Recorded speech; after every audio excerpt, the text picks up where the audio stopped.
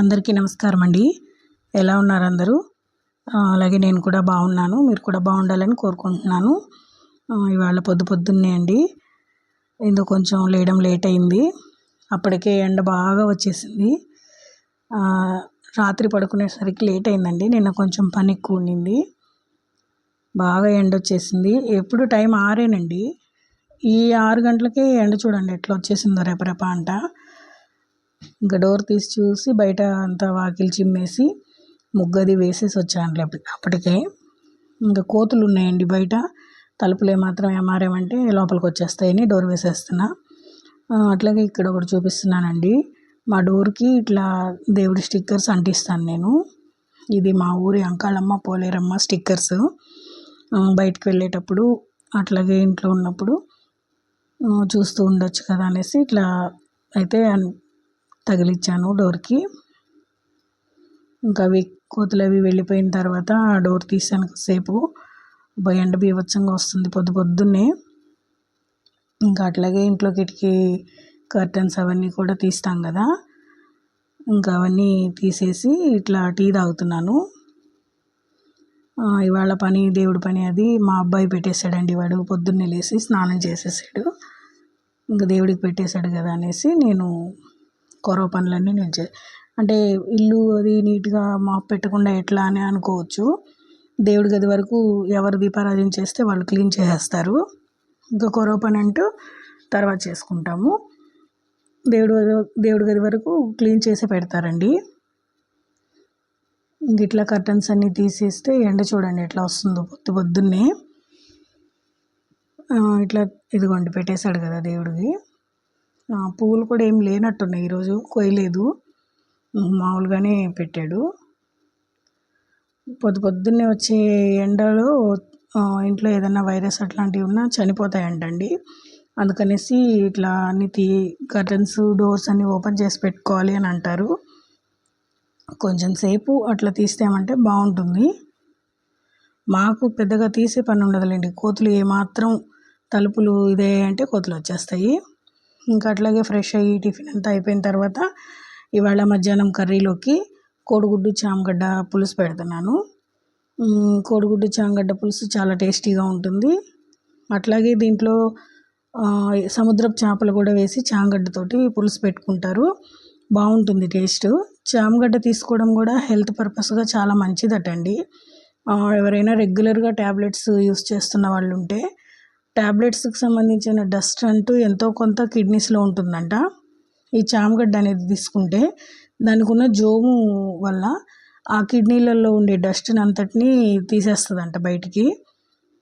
కిడ్నీలు అనేది క్లీన్ చేస్తుంది అని విన్నాను. అట్లాగే కొంచెం హార్ట్కి కూడా మంచిదని విన్నాను నేను. ఆ జోము వల్ల కొలెస్ట్రాల్ అనేది పేరుకోదట. మంచిదేనండి తీసుకోవడం. కనీసం వీక్లీ వన్స్ అయినా తీసుకుంటే మంచిది. పులుసు అంటే పెద్దగా మసాలాలు అట్లా ఏం వేయకుండా సింపుల్గా చేపల పులుసు టైప్లో చేసేస్తాను నేను. టేస్ట్ అయితే చాలా బాగుంటుంది. అంత చేపల పులుసు లాగే అనిపిస్తుంది. చామగడ్డలు ఏంటంటే ఇంట్లో ఎక్కువగా తినరు, ఒకటి ఎరా తింటారంటే, అందుకనేసి వాళ్ళకి ఎగ్స్ వేస్తాను. దీంట్లో ఇవి ఉంటాయి కదా తాటాకు చేపలు అట్లా కూడా వేసి పులుసు పెట్టుకుంటారు. తిరగమాత అంతా వేసిన తర్వాత టమాటా ఎర్రగడ్డ వాడ్చుకునేసి చింతపండు పులుసు పిసికి పెట్టుకొని టమాటా ఎర్రగడ్డ వాడిన తర్వాత ఉప్పు పసుపు వేసి చింతపండు పులుసు పోసి పులుసు కొంచెం బాగా మగ్గనివ్వాలి.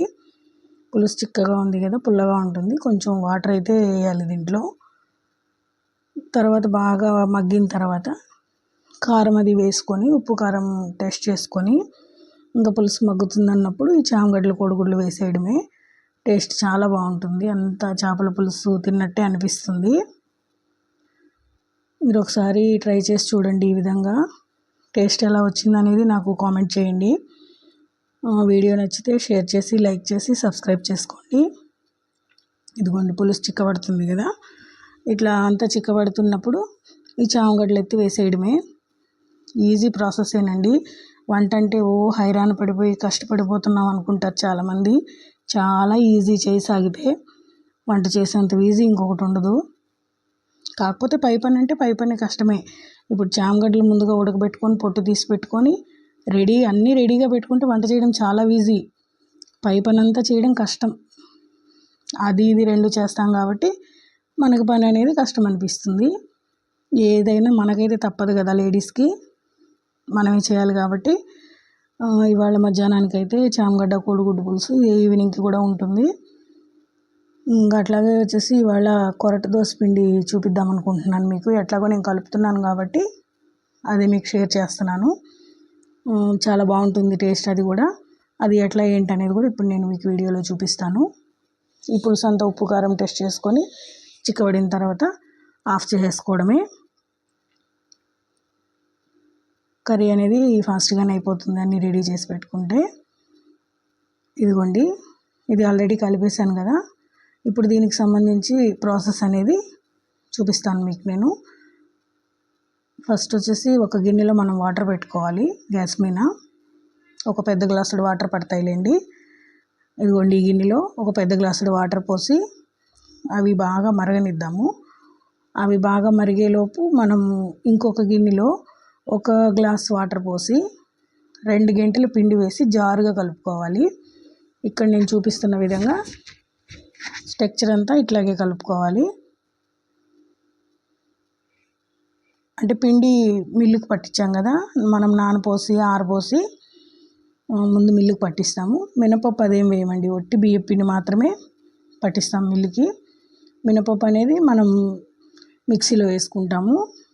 మినపప్పు, అటుకులు, మెంతులు నానబెట్టుకొని మిక్సీకి వేసుకుంటే బైండింగ్ అనేది బాగుంటుంది. కొరట దోశ అనేది టేస్ట్ చాలా ఉంటుందండి.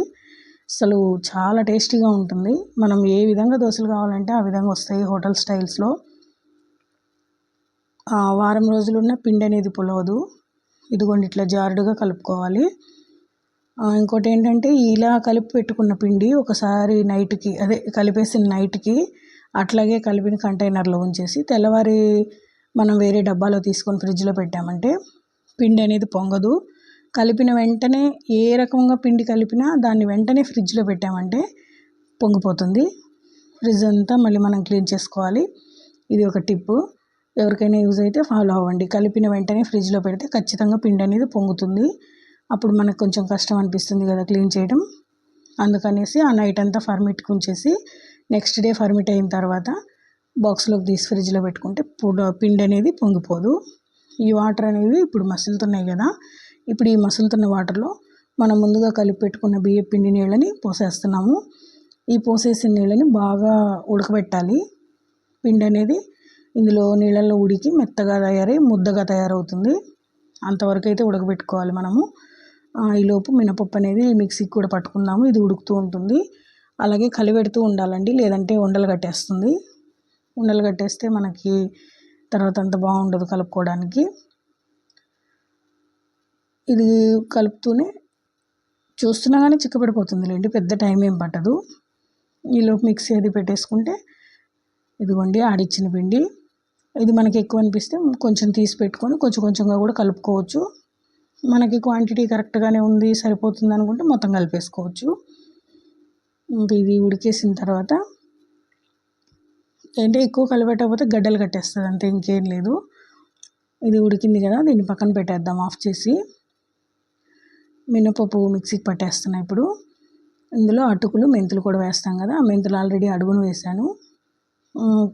మినపప్పు అలాగే నానబెట్టి కడిగి నానబెట్టుకున్న అటుకులు మూడింటిని కలిపి మెత్తగా మిక్సీ పట్టేసి ఆ దోసపిండిలో కలిపేసామంటే, అదే బియ్యం పిండిలో కలిపేసామంటే సరిపోతుంది. ఈ మినపప్పుది అలాగే ఈ కొరట పిండిది మొత్తం కలిపేసి పిండి అంతా మిక్స్ చేసి అలాగే నైట్ అంతా ఉంచేసి తెల్లవారి డబ్బాకి తీసి పెట్టుకున్నామంటే వారం 10 రోజులు ఉన్న అసలు పిండి అనేది పాడవదండి.